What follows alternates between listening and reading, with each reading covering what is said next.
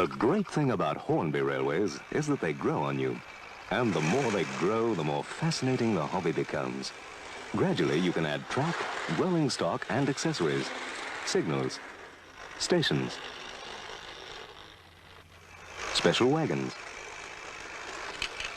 even the latest Freightliner equipment. Get him a Hornby set for Christmas, Dad. It could be the start of something big. Every great empire has humble beginnings, and every model railroad starts out ready to run. Starter sets are a basic and cheap, yet acceptable welcome into the train hobby. And with enough time, money, and patience, they can grow into something truly impressive. Many people around the world have made some amazing displays, each one having a large size and respectable attention to detail. But there is one train layout that can outdo all of these. The difference is, it's not here yet. I have a theory that there is a train layout that can be much bigger, longer, and more astounding than any of its predecessors. The main lines stretch for literal miles, cities light up at nighttime, and an army's worth of trains is at the ready 24/7. And it can be done, when creative, dedicated individuals with a love of toys and trains come together to make the ultimate model railroad.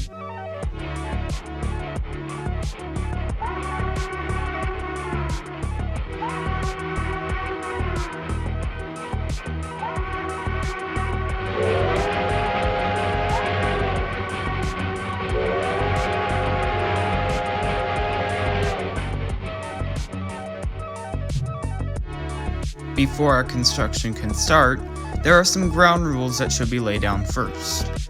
Rule number 1, there is no budget. No matter how expensive the layout is, it can still be done regardless.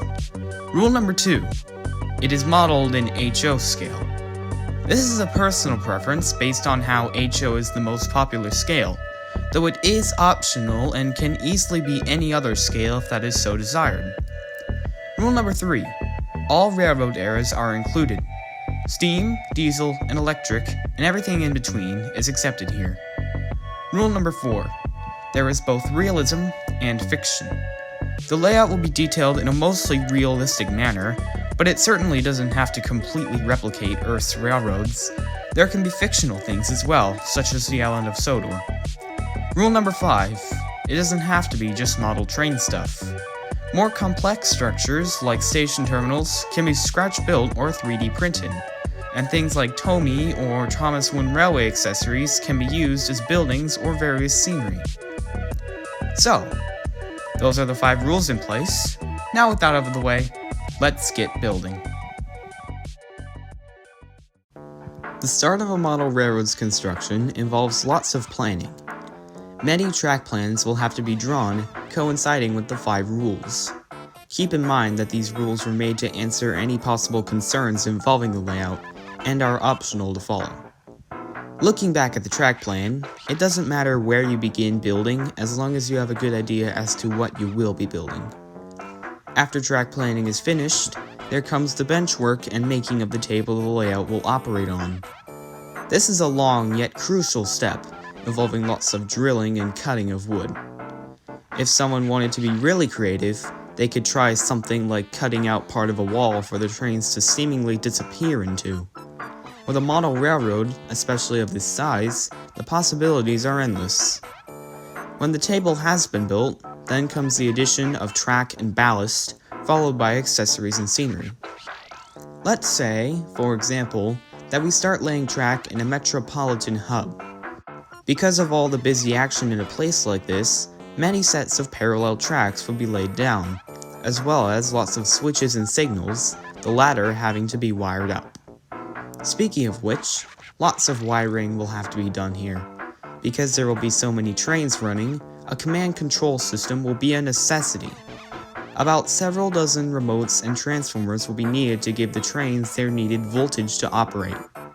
All these controllers will also be synced to the many switches, signals, and illuminated buildings on the layout. The majority of structures in the urban landscapes will likely have interior lighting, which would also be controlled by transformers. And some of these buildings could be built to similar proportions to those of the buildings that make up the Great Train Story, a model railroad display in Chicago's Museum of Science and Industry, which could hold some inspiration to this layout. Of course, since this is a cityscape, that also means it's not all about the trains. There would also be subways, roadways, airports, and in some cases harbors that would have to be put into consideration. The subway system can be made using similar methods to the main railroad, just laying down tracks and the subways themselves. Meanwhile, there are many different approaches to the making of the roadway. One method could be simply to paint a road and put cars down only as static displays. An easy thing to do, but also a little too easy. Another strategy could be to make a slot car track and have cars run that way. A compelling method, though it may be a little unrealistic, and there's the risk of cars sliding off the track. The third method is to use the Tomi road system, which is also sort of unrealistic but does boast motorized vehicles. And then the fourth method would be to operate miniature RC cars, granted they're the right size and can run on a model road. And there are many other ways to make a road that haven't been mentioned as well. Now with that out of the way, we move to the air. And for that, we need to look at two existing model cities. Miniature Wonderland in Hamburg, Germany, and Madurodam in The Hague, Netherlands, have both been some elephants in the room that need to be mentioned. Both of these displays are some close contenders to the layout that we're striving for.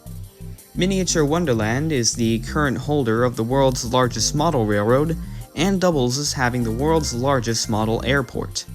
Hundreds of various aircraft are seen here which are controlled by computers. Since the trains of the Wonderland are in HO scale, that means the planes are modeled in scale to the trains. Meanwhile, the planes of Madurodam are built to a larger scale, which would be more suitable for larger size model trains if that is preferred. And, like their miniature Wonderland counterparts, these planes are also able to move around. So, the technology and techniques of both museums could perhaps be used in the making of the various airports for this layout. Finally, there's the harbors. Just like the roads, there are multiple different ways to make a port. Artificial water can be used with model ships directly on top of it, or, to be more realistic, real water could simply be used, while keeping in mind to make sure the water doesn't get onto any part of the railroad, and that the model ships can float with little struggle. And there we are. The other transportation systems have been built as well. Moving back to the trains, there would have to be many other regions apart from cities, such as plains, mountains, deserts, and suburbs.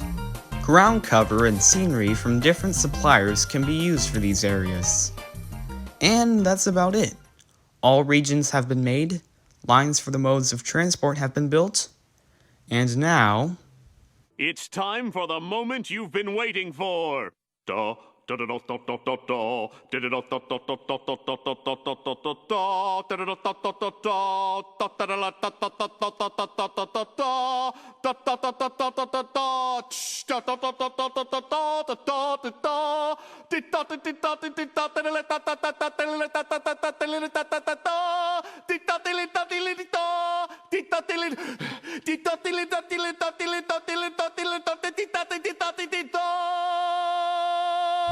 Preparing the Krabby Patty! That's right, we've gotten to the bread and butter of model railroading. It's time to start actually operating the trains. There are hundreds of engines and thousands of freight cars to choose from different eras, backed up by rule number 3. Perhaps there's a passenger express to Cleveland, or a heavy freight bound for Los Angeles. It's all up to those in charge of the layout. Though all of this can hardly be run by one person. Instead, many different people can work together managing the train operations just like a real railroad, but less stressful. There can be schedules and timetables to monitor arrivals and departures, and there can be station masters and signalmen doing what the real workers do on a smaller scale, dispatching the trains, keeping them on time, and most importantly, keeping them in good working order. To be honest, I've only scratched the surface of what this behemoth of a set would look like. This is merely just my take on how it may look, but it can really be much more. It can be way bigger, longer, more impressive than any of us can begin to dream of. I don't know exactly what it will look like, but when it is finally made, you can be sure I'll be right there as one of the people operating it, and I hope to see all of you there too.